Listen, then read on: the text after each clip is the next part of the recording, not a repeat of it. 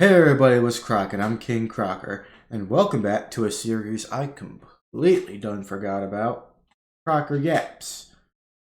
Now, the reason I forgot about this series is because this whole series relies on me, your boy, the King, Crocs, the guy that's built like Mr. Crocker, to essentially come up with a story. And, well, I seem to struggle with doing that, but I figured instead of trying to find a story, I'm just going to tell you about my life with ASD and how it's affected me and what exactly makes how it makes me different than someone considered normal and all that stupid shit. I don't believe in the concept of normal. Anyway, so for those of you who don't know, ASD stands for Autism Spectral Disorder. I was diagnosed with this at the age of 3 or 4, one of those two ages, maybe 5. I was diagnosed with this. Anyone who, like, people will tell you I've grown out of it, but that's not really how it works. Like, you don't grow out of a disorder. Never how it's been. It's stuck with you forever. Unfortunately. Anyway, as to how it's impacted my life, well, it's made a lot of simple tasks way harder, but it's also made a lot of simple tasks even more simple. How it works is essentially it works differently. You're A, very impulsive, B, very oblivious to the emotional situations going on around you, or C, a mix of the two. There's obviously a lot more to that, but if I were to list everything ASD has to offer, we'd be here for 30 minutes. Now, essentially, how it's impacted my life is the best way I can describe this to people who do not have this disorder is I don't, it's made a lot of certain aspects of my life very different. For example, we're in class and I don't pay attention to a damn thing the teacher's saying. Not at all. And it's not because I don't want to, it's literally because I can't. Like, I'm more focused on whatever my brain is directing me to at that moment. A lot of times for me, it was you can't see it, but it was this nonsense. My leg bouncing like this. I'd be focused on that. Or, you know what? A lot of times I'd also be focused on what was outside the window. I wouldn't be paying attention at all.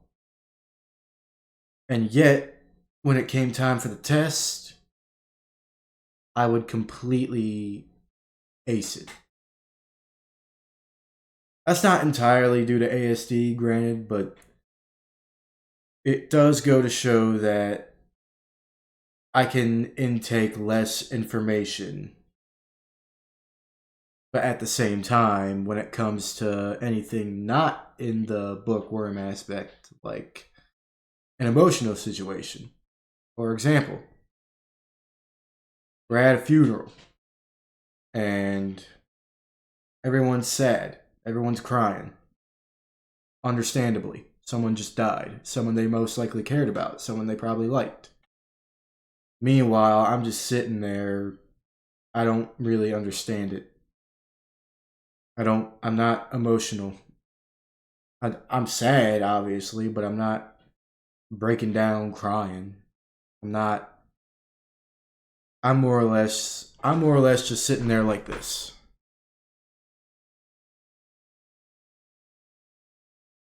And it's not because I don't want to cry.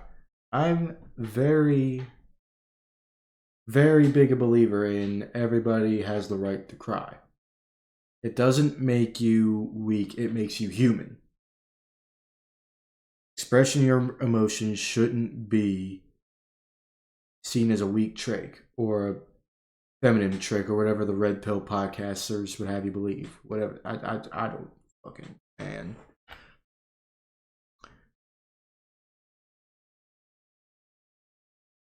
Like I was saying, it makes a lot of things you would find common sense. We don't necessarily do that. Like I need to be just when someone explains something to me, it needs to be explained to me like a 5-year old because like you can't not be specific with me. It just doesn't work that way. And I hate having to talk about it like this because it makes me it seems like I'm alienating it. And that's not my intention. That's not like it isn't yes, it makes me different, but it doesn't make me any less different. Yes, I'm different in the sense of emotions. I'm indifferent in the sense of how I process things. I'm different in the sense of how I handle certain situations. But it doesn't make me any less of a person, is what I'm trying to get across.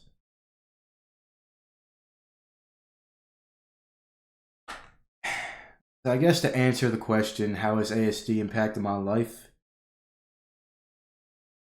My answer is yes.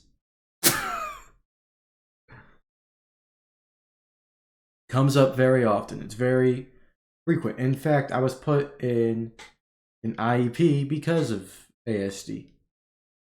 Not that I minded that though. It made me feel real happy to be surrounded by people who somewhat understood.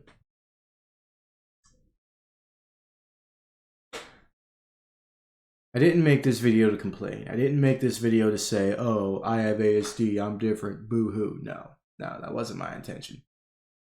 My intention was to bring light on the situation, my disorder, and essentially to tell anybody who may also have something similar that it's not a setback. It's not a limiter. Dragon Balls taught me anything, RIP. Go, Kira Toriyama. The Dragon Balls taught me anything. There are no limits. None. Not in the slightest. The only limits that exist are the ones you put on yourself. ASD has never been a limiter. And it's not a setback. In fact, it just makes me want to succeed even more.